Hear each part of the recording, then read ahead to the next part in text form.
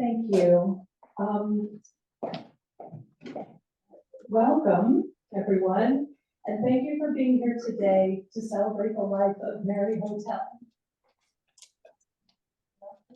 That's not going to happen. I know it means so much to Jim and Caroline and Liz and their family to have so many friends here. Many of you are friends in history, friends in preservation, friends in friendship. So thank you for being here. I want to thank the students from the Crane School of Music who are here today with your music. Thank you for playing for us. We do have a set program of speakers this afternoon. I guess I should introduce myself. I'm Amy Catania. I'm Executive Director of Historic Saranac Lake. My job today is to be the MC, so I'm the heavy, I suppose, who has to only give the microphone to those people who are in the program. As otherwise, we could probably be here for hours and hours. I know all of you have a wonderful story to share, at least one about Mary.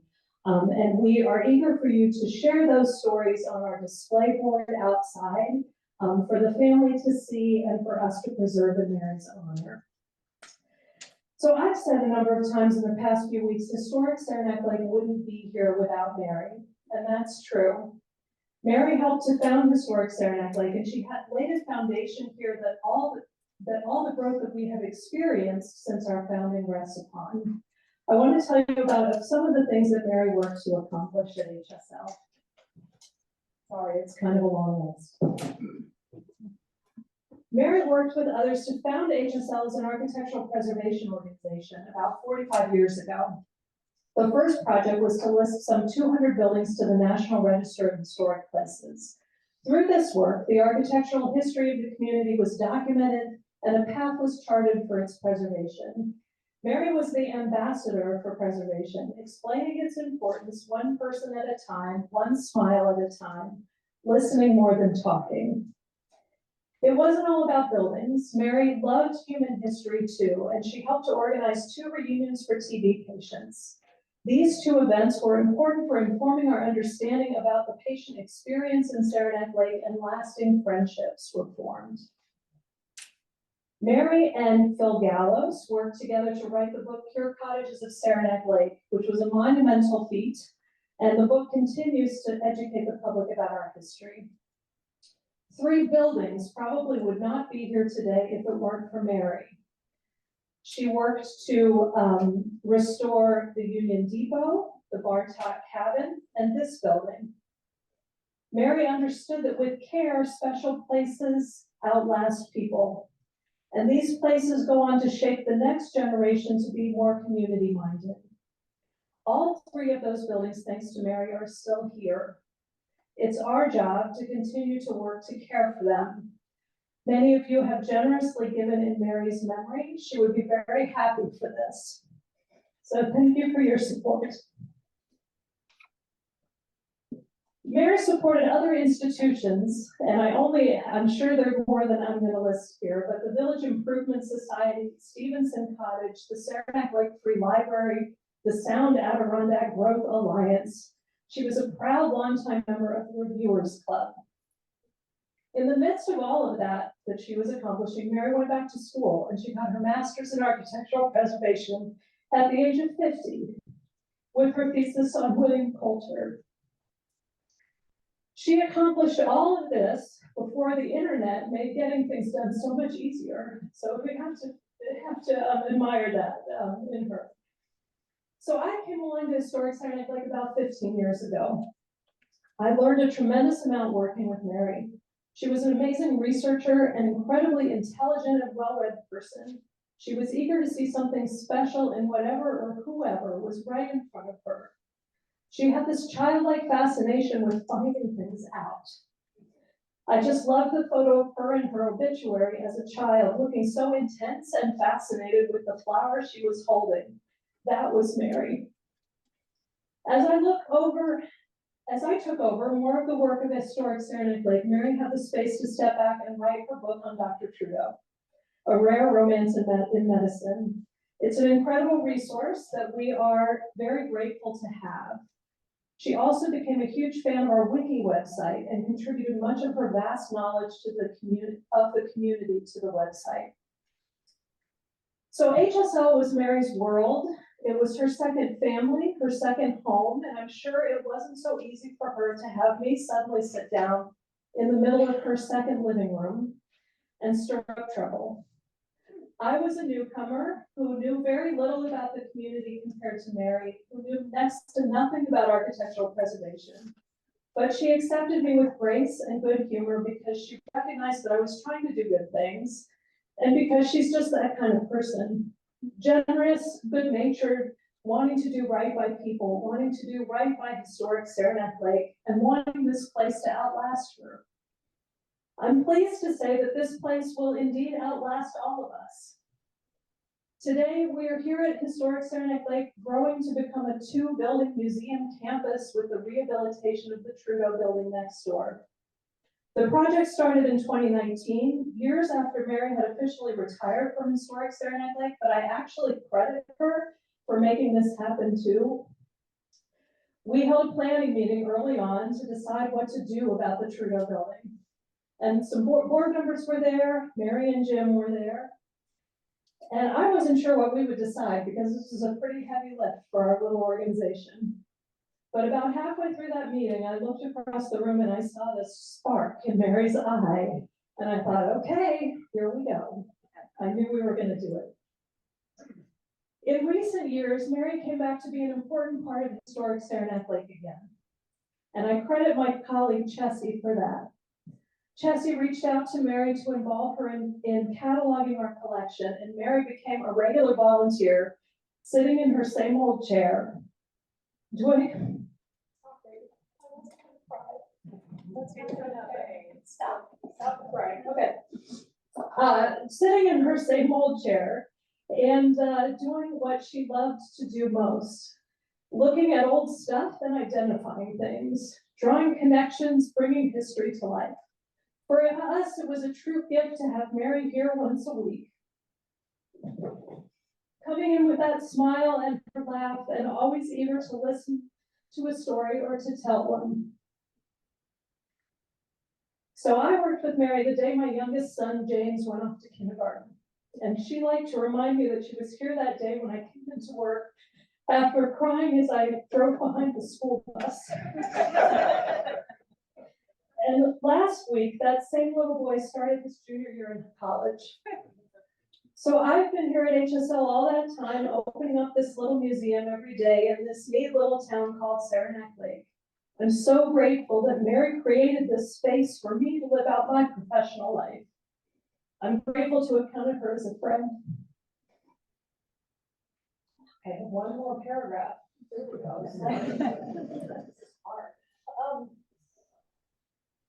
In this work, we get to know the dead better sometimes than we know the living.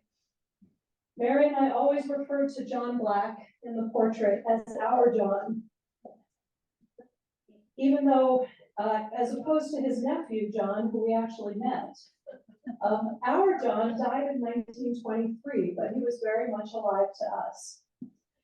Edward Livingston Trudeau was very much alive to Mary.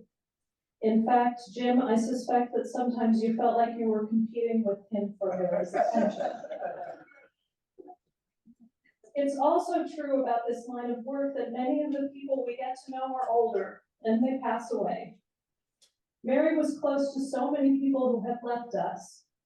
Janet and Jean, Ed, Barbara, Henry, Dot, Ursula, Frank, Natalie.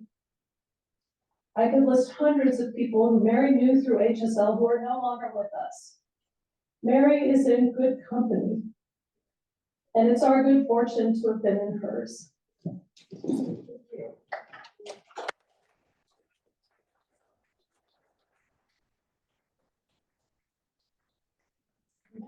I'm the MC, I'm supposed to know this. So thank you. I'm going to hand the microphone over to my friend Howie Kirstenbaum, who's here today to talk a little bit about me. Thank you, Amy.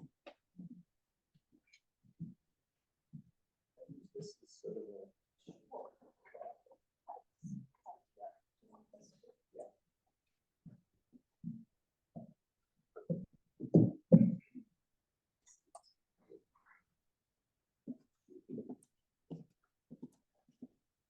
Well, Amy and the folks from Saranac Lake can tell much more about Mary's contribution to this very specific part of the Adirondacks and New York State, her massive contribution. But I'd like to set that in context. In 1980, when Mary and her colleagues formed Historic Saranac Lake, with Mary taking a major leadership role in the process, the field of historic preservation was just becoming something that was becoming part of the consciousness of the country. It was at the bicentennial in 1976 that a sense of beginning to recognize the value of our historic architecture and our built environment that was really coming to be understood. So just 4 years later was when Historic Saranac Lake was started. Historic Saranac Lake was started. And there was only one other organization in the Adirondacks at the time, the Essex Community Heritage Organization, that had a similar sense of mission. So this was a big deal. And Mary was a pioneer in historic preservation in the Adirondacks. Now, one of her other major involvements over a period of some 20 years or so was Adirondack Architectural Heritage. And it was the first meeting that took place in which people began to consider the possibility of an Adirondack-wide historic preservation organization. It took place in 1987 at the Preservation League of New York State's annual conference at Lake George at the Sagamore Resort. And Mary was a key discussant in that conversation about the possibility of an Adirondack preservation group. It didn't happen. Another 3 years went by. And then I gathered together leaders in historic preservation in the Adirondacks to resume the conversation at another meeting of the Preservation League in New York State, this time at Alexandria Bay. Mary, of course, was a key participant in that meeting when we decided to form a group that we soon named Adirondack Architectural Heritage. And Mary was the first, among the first officers. She was the first secretary of Adirondack Architectural Heritage. And she was the first paid staff member, professional staff member of Adirondack Architectural Heritage. As we began to develop a membership, we had a little bit of budget and could start to hire a person to work 1 day a week on average, to kind of tend the membership list and start to develop programs for Arch. So that's what Mary did, 1 day a week for about a year or so. And then it became 2 days a week because the organization was growing and Mary was developing more programs. And then it became 2.5 days a week, half time, because we're now ready to have a newsletter that was more than a little kind of thing that as the president, I was jotting off little informal newsletter, but we wanted something more professional. And I envisioned that it would be mostly news and notes, little tidbits of information about historic preservation activities and challenges and so on. But Mary said, no, we need something classier than that. We need something with more substance. And so in each issue, and originally it was about 4 issues a year, she would write an essay, some essay on some historic preservation theme, whether it was the great master builder of the St. Regis area, Ben Munsell, or William Coulter, or Scopes and Fusterman, and architects from Saranac Lake. She had a substantive article that educated us as well as contributed to the newsletter goals of keeping the supporters in touch. And she did that for years and helped us grow to the point where we were ready to hire a full-time executive director. And when I queried Mary whether she would like to put her hat in the ring for that position, she said, no, I'm a little overcommitted as it is. I can't do that. And so we continued, and Steve Engelhardt became our first executive director and helped continue to build on the legacy that Mary had started with Arch. But Mary remained over the years very involved with Arch, doing tours in particular, serving on the advisory council. And our paths, though, continued to cross.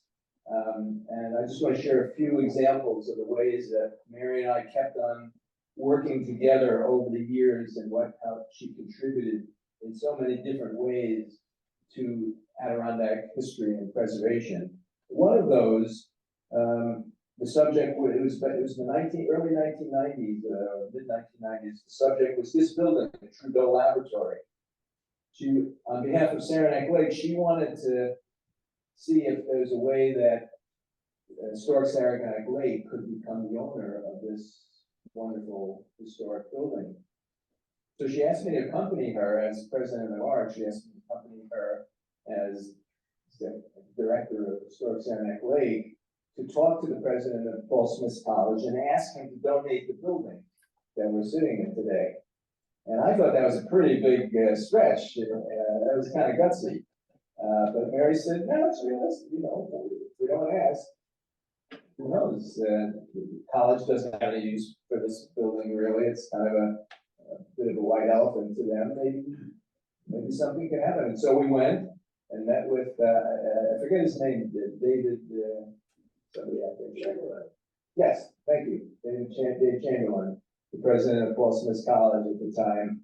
And he said, Yeah, I think we could do that. Now, it took some more years of Mary really steering the process for it to happen, but it did in 1998. I think it happened. It definitely happened, but I think it was 1998. So when Amy says this building might not be here today if it weren't for Mary, it's not an exaggeration. She really was the leader and the visionary who made it happen. Another challenge in the Adirondacks is Eagle Island, the Girl Scout camp on this 30-acre island in the middle of Upper Saranac Lake. Mary and I continued to do tag teams working with the Girl Scouts who were trying to sell it, the Girl Scouts who were trying to buy it. And I remember Mary and I going down under the dining room building into the basement with our little flashlights. This was before we had cell phones to use as flashlights to examine the structural integrity of the buildings to try to get some idea of the reality of its rehabilitation. Mary and I did that a lot, poked around in old buildings for that very purpose, to assess its historical significance and the possibility of rehabilitation. And Mary contributed to Eagle Island her understanding of William Coulter, the architect, and the historic preservation issues associated with it, as I worked with them also, as we tried to help the new owners, or the hopefully new owners, make historic preservation a priority, even as they were going to revive it as a girls' camp with hundreds of girls, giving real wear and tear to buildings, how to make sure that historic preservation values were maintained. Another project was Northbrook Lodge, beautiful lodge, which was a great camp on Osgood Pond. And it was going through an ownership transition, and the owners invited Mary and me to come in to kind of work with them in different ways. And Mary wrote a little thesis on Northbrook Lodge, and it wasn't enough to have to say, well, it was built by so and so in such a year. She wanted to go deeply into the history of who owned it, how did they use it, how did it fit in with other projects of architecture in the Adirondacks. So, and while I was working on the historic preservation easement that Arch would hold, that would protect the property. So Mary and I just kept on bumping into each other on projects like that, and she always deepened our understanding. She gave it more substance, more gravitas. And the last one I would mention was DeBar Pond Lodge, which is very much an ongoing preservation challenge in the Adirondacks, as we seek to try to amend the New York State Constitution to allow the state to trade DeBar Pond Lodge to the DeBar Pond Institute in return for hundreds of acres of other area in a forest preserve. So again, I remember this is 10, 15 years ago, Mary and I and others doing tours of the DeBar Pond Lodge, having discussions. I remember we're standing out in the front, poking our penknife into the log there to try to decide, just try to figure out the structure of the building. Is it a full log building? Is it a partial log building? Is these deteriorated logs possible, or do they have to be replaced, or maybe consolidated? She was able to go from the conceptual, historical, to the very practical, mechanical, and back and forth very quickly. And we worked on it back then. And when 3 years ago, when the state said, no, we've decided that we have no use for it, we want to tear the building down. And I got together another group of people to say, surely we can come up with a solution, this proposed land exchange. I asked Mary to be on the board of directors of the DeBar Pond Institute, and with barely a hesitation, because she was always too busy, but she just knew, she loved the building, she recognized it, she understood immediately how a board of directors with people of her stature and her depth would help the cause of saving the DeBar Pond Lodge, which she said, sure, I'll join and be on the board. And so for the last 2 or 3 years, we benefited from her presence, her wisdom, and the legitimacy that her name carried. And that was until May 26th this year, when I received this email from Mary. Hi, Howie. I'm sorry to tell you that I've been very sick all spring, in the hospital, and had surgery. I don't think I'll be able to be at all helpful to your efforts for the bar in the future, so please consider this my resignation. Sincerely, Mary. That note was so like Mary. Brief, understated, honest, graceful. I particularly empathize with Jim, as just 3 months ago today, I lost my wife of 40 years, also a Mary, and I see from the program, we were also Scrabble players together. To Jim, Mary's family, there's nothing that I or anyone can say to take away the pain and loss you're feeling today. But I hope over the years you will take some comfort, knowing how Mary's lifetime work in history and historic preservation has enriched and will continue to enrich the lives of people across the Adirondacks, New York State, and beyond. We will sorely miss her.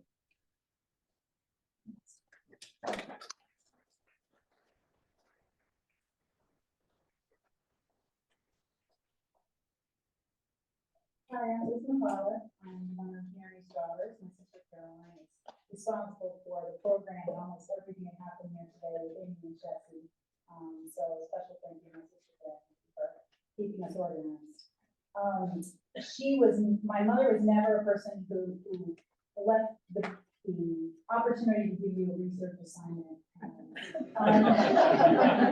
unfulfilled. And so not that long ago, she asked my sister to go to Columbia University to make sure that the William Coulter file they said was empty in the library was indeed empty.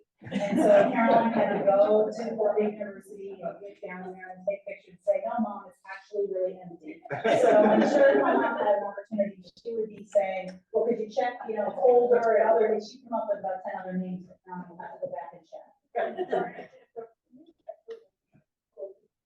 Oh, sorry. Everyone upstairs. Is this okay? Yeah. Okay. Sorry. Okay. Sorry.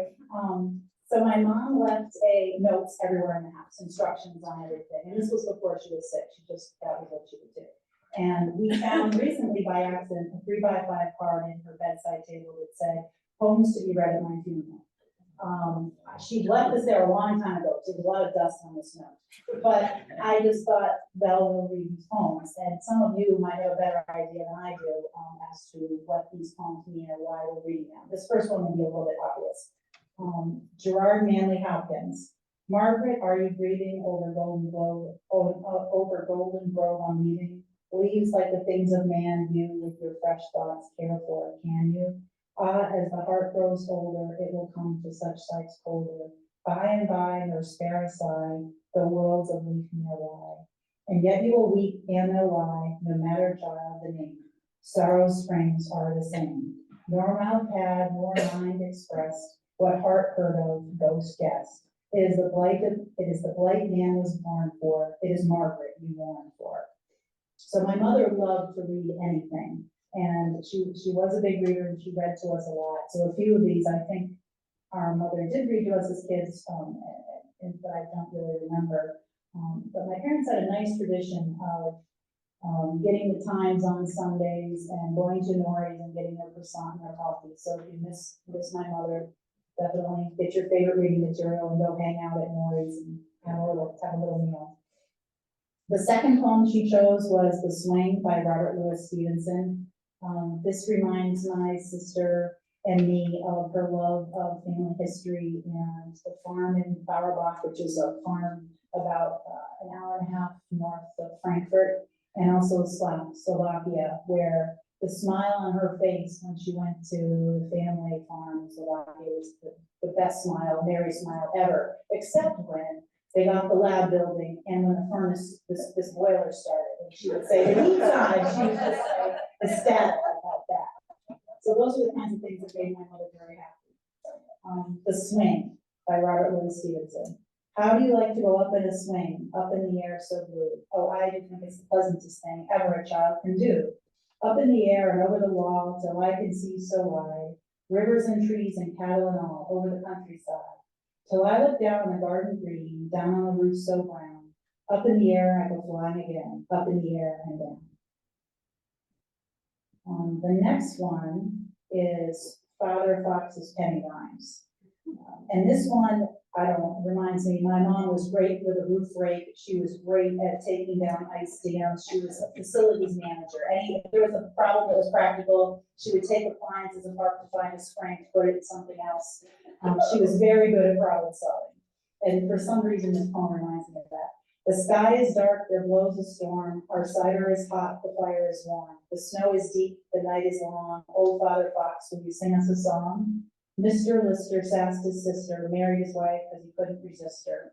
3 + 4 × 2, he kissed her. How many times is that, dear sister? Knickerbocker, knockabout, sausages and sauerkraut. Run, run, run, the hogs are out. Knickerbocker, knockabout. She was of that generation of, and we get this expression wrong. I don't know if it's tuck and roll, duck and roll, tuck and cover, drop and roll, but get under your desk during practice drills after World War II, and that was sort of her mentality. She was all emergency management, and she would have been a great NUCO officer, a nuisance wildlife control officer. She was fantastic. Squirrels would get in the house. She would shut all the shades, open the front door, sweep them out the door. One time we had a bat in the house, and she just walked over to this plant, this avocado plant, where the bat was sleeping. She picked it up, walked out, set it outside, came back to lunch. It was no big deal to her. Bees, there was one time an active, I won't say really active, but a bee's nest that still had some bees in it in our attic, and she put it in a garbage bag, sealed it up, brought it downstairs, and then opened it later that night. A bear, and this was the one in Salida, in Colorado. I think I was little. I don't know, Caroline, if you were alive, I don't remember. But my mom, I remember mom saying, there's a bear on the porch, a screened-in porch, and it was not far away. And it didn't shock her. She's like, we're gonna have to figure this out. So she definitely would have been a good nuisance wildlife control officer. Okay, this one's a hard one for me to read. Eugene Field, 1889, Lincoln, Lincoln, and Nod, because it's a mother's lullaby. We're gonna do it that week. Lincoln, Lincoln, and Nod one night, sailed off in a wooden shoe, sailed on a river of crystal light into a sea of dew. Where are you going? What do you wish? The old man asked quickly. We have come to fish for the herring fish that live in this beautiful sea. The nets of silver and gold have we, said Lincoln, Lincoln, and Nod. I don't know if I can do it. The old man laughed and sang a song as they rocked in the wooden shoe, and the wind that sped them all night long ruffled the waves too. The little stars were the herring fish that lived in the beautiful sea. Now cast your nets wherever you wish, never afraid are we. So cried the stars, fishermen 3, Lincoln, Lincoln, and Nod. All night long their nets they flew, the stars would trickling foam. Then down from the skies came the wooden shoe, bringing the fishermen home. It was all so pretty a sail it seemed, as if it could not be, and some folks thought 'twas a dream they dreamed, of sailing that beautiful sea. But I shall name you fishermen 3, Lincoln, Lincoln, and Nod. Lincoln, Lincoln, and Nod are 2 little eyes, and Nod is a little head. And the wooden shoe that sailed the skies is a wee one's trundle bed. So shut your eyes while mother sings of wonderful sights that be, and you shall see the beautiful things as you rock the misty sea. Where the old shoe rocked the fishermen 3, Lincoln, Lincoln, and Nod. And this one, my mom mentions a trundle bed, and she was a great seamstress, and she was big on sheets. You had to have good sheets. You had to have a good thread count. She wanted to know what kind of sheets you had. She loved wearing cotton. She loved wearing raw silk. If she was staring at you, she was probably looking at the cut of your jacket or the cut of your dress. She wanted to know how much extra fabric there was along the seam. She would probably go on and try to look at your label if you let her. She loved to sew, and she was a really good seamstress. She loved to knit as well. She loved to make, coats and booties and mittens and hats and scarves. So those are things that she did before she worked outside the home with all of you. So that just dimensions of Trumbull Bed, and that's what it reminded me of. So this next poem, the last one, is Lockerbie Street by James Whitcomb Riley. And this song reminds me of her gardening. She loved to garden. And when we were in Denver, on Emerson Street, she liked to grow corn and flowers. And I remember her, that was a very happy place for her with my little sister playing in the backyard. She loved it there. Saratoga, she liked to grow poppies and tomatoes. And Saranac Lake, at our first home, she liked to grow nasturtiums and geraniums in the flower box. So she was a good gardener. So this poem, Lockerbie Street. Such a dear little street it is, nestled away from the noise of the city and the heat of the day, in the cool, shady coverts of whispering trees, with their leaves lifted up to shake hands with the breeze, which in all its wide wanderings never may meet with a resting place fairer than Lockerbie Street. There is such a relief from the clangor and din of the heart of the town to go loitering in. Through the dim narrow walks with the sheltering shade of the trees waving over their long promenade, and littering lightly the ways of our feet with the gold of the sunshine of Lockerbie Street, and the nights that come down the dark pathways of dusk with the stars in their tresses and the odors of musk, in their moon-woven raiments bespeckled with dews, and looped up the flurries for lovers to use, in the songs that they sing to the tinkle and beat of their sweet serenading through Lockerbie Street. Oh, my Lockerbie Street, you are fair to be seen, be it noon of the day or the rare and serene. Afternoon of the night, you are one to my heart, and I love you above all the phrases of art. For no language could frame and no lips could repeat my rhyme-haunted raptures of Lockerbie Street. So I guess she liked the alliteration. So there's another little research assignment. She left this note. She said that in Phil's Pure Cottage's book, something about the forest and folded mountains, emerald citadels. I could not find this in there, although I found a lot of other folks Googling, but I couldn't find it in that book. So I'm interested to know. We can ask Phil. We can ask Phil.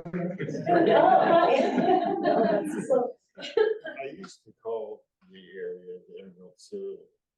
I don't know if I included it in the book. I had to go look. yeah, she claims you did, but maybe. She's right. Okay, thank you. You ready, James? Yeah.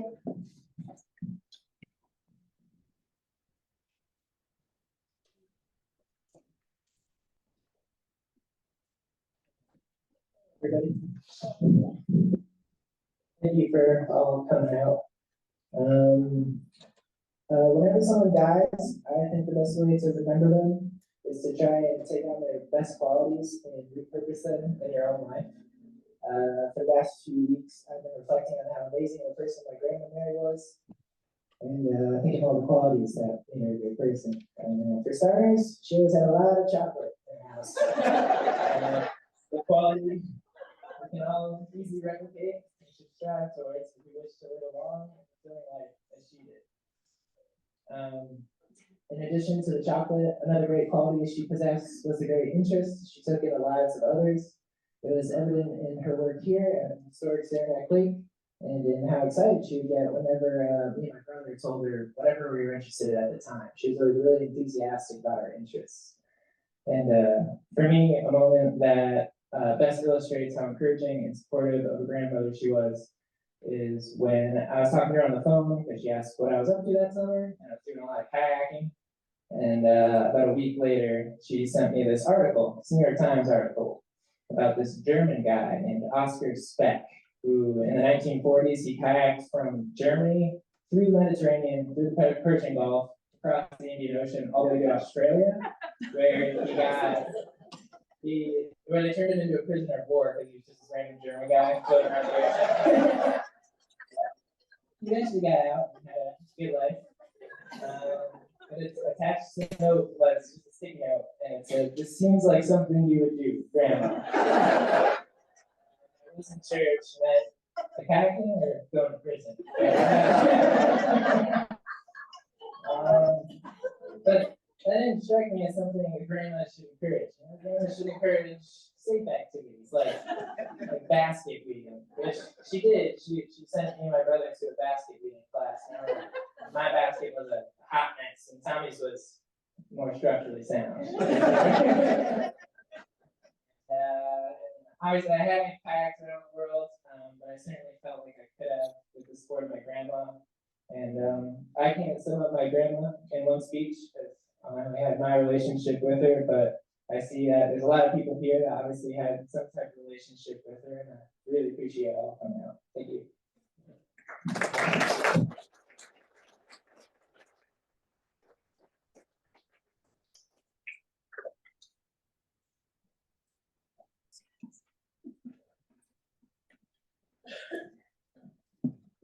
Hi, I'm Emily Fogarty, and Mary was my friend.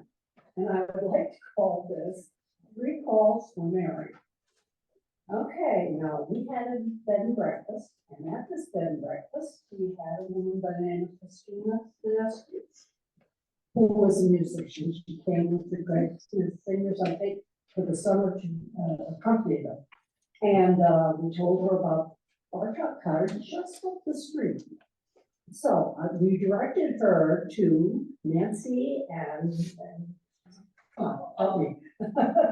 Moriarty's house and the house up on the hill. And she came back and said, "You can't let this happen to that." And I said, "Okay, I'll work on it, but I will go to Historic Saranac Lake and ask them what we should do." So I went to a meeting, Mary was there, and spoke to them about it. And they said, "Well, we've got a lot on our plate. We have the depot, and we really can't stretch ourselves that far." And they were very polite and nice about it, and I thanked them and left. I called this 3 calls from Mary. First call was Mary saying, "I'll help you with that." And so she and I went to Moriarty's and asked, and got, I guess you'd say a contract from them, where we would pay them $1 a year for the rental of the bar top cottage. I'm sure they got that. And so anyway, we went up and scrambled up, and the cottage was in tough shape. It needed it needed a roof, and it needed something below it to hold it up. So anyhow, then we got a call from Ron Smith, and she told us about this place called Cobble Spring Farm, where George Papa Scarborough and Lex Dashnaw and Doug Mark were redoing their house to accommodate a music room, and that it'd be an ideal spot. And I think at that point, I don't know too much, but I don't remember too much, but the Greg Smith singer were going to perform there at our first concert to make money. We were not ever going to ask Historic Saranac Lake for money. We were going to have to make it our job. So that was wonderful. It's a beautiful spot out there, perfect for music, and also perfect for a little party after. And we, so I think that was our first concert, if I'm not mistaken. But anyway, the association with those 3 men brought artists in to give us programs that we could have. So $500 a time, we would be able to go ahead, put the roof on. Next thing, to make it substantial underneath. Well, Gene and Jack Lamanos had just taken their barn down, and our woodworker, I think it was Peter Beasley, drove the barn, wasn't it? Yeah, the barn, I don't know, wasn't a huge piece going around the corners of Saranac Lake, bringing it up to Maryland Avenue, coming across the neighbor's property. Huh? Timber Say that again? frame. Yeah. But anyway, that fell right in the things. And again, Jean checked them out, you know, these were regular people from town. So we kept working on. Okay, the first call from Mary was that she would help. Now, we were gonna go ahead and, okay, we had $500 at a time, but we had a lot of wonderful performances out at Cobble Spring Farm. I do remember one time George called me and said to me, would you mind only using white wine? The red wine was doing something to the floor. So I said, well, Jim will tell me, he was our bartender. He can pour white wine as well as red, so I did, you know, no big thing to ask. Okay, so we got it little by little. And, well, we saved the roof. Okay. So after that, we got that other thing. Oh, Mary and I would be scrambling up the hill to try and do the work in the place. Well, Tom Seymour, who worked out in Raybrook, abroad, as volunteered to make the stairs. I kind of thought it was a little bit of a contradiction that those guys out there in Raybrook were making stairs. However, if they fixed the stairs, they now go up straight, they're beautiful. And so another person from the village actually worked on this thing. Okay, then, $500 a time. The second call for Mary was this. She had just received a check from Peter Bartok, who lived in Holmes House in Florida, $20,000. Now, Peter was in no way going to get involved in this thing. And that was huge. We finished all the work.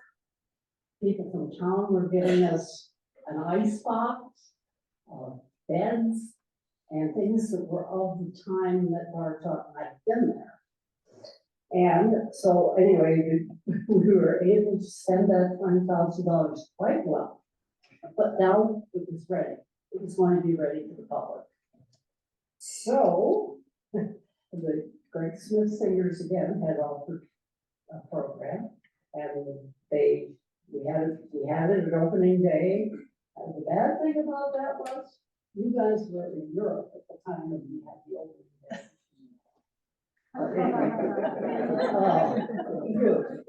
So we opened it up to the public, and one of the interesting things was one of the kids from Meadowmount, which is a music school, walked in there one day because we like to have people visit. Sat in the bathtub and he said, I can't believe I'm sitting in the same spot as Bill Bartok. Well, anyway. Okay, that's that. Now, the third call came. Let me just think for a second. Okay, we're on the third call. Mary called me and this box had arrived from Homosassa, Florida. In it, Peter Bartok lived in Florida and had died. And he had sent us the memorabilia from his father. And he couldn't throw it out, and he knew that we couldn't throw it out. So we have this going into the new building that we're fixing up. I say we because I think I still remember. Into the Baylor Bartok room. All of the memorabilia that he sent will be in that room for preserved. So that was wonderful. So that's really my friendship with Mary all went around the cottage, the Bartok cottage. And she said, yes, we worked, she was the kind of person who got her hands dirty. And we worked, and now we have the remainder of those things that will be in the new building. So I'm very happy to known Mary in that, as she was as a human being. So thank you very much.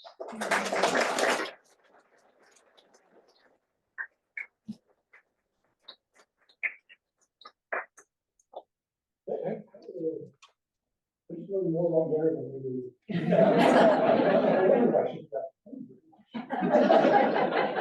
didn't really learn how to cook or anything. I didn't go that far.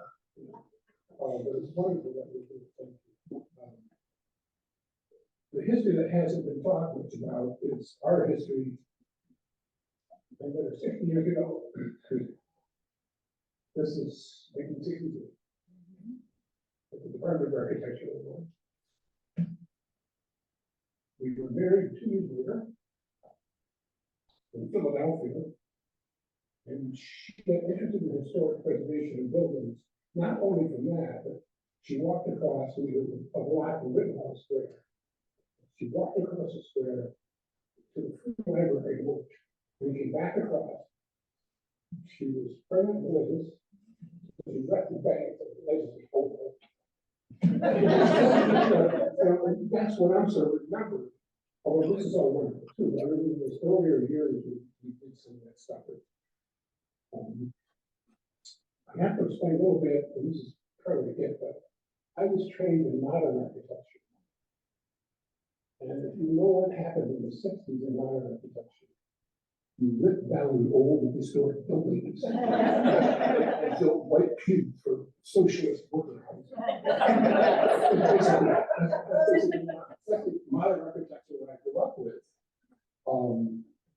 No one lets me practice that anymore. A couple clients in the field did some sort of modern work. And Mary would tell me, well, you push a little bit far on that one. They don't want a white cube. They do things with their house, like use the kitchen, it's not, and that's just all white green. So that was sort of an experience because I was from this one end of the spectrum. And we met in the architecture studio. We got married in 65. So it was a matter of sort of working out in the last few decades. But it's really wonderful because it's such an inherent thing. You meet somebody, you live with them, you lose them, but you also don't lose everything. You got the memories. So thank you.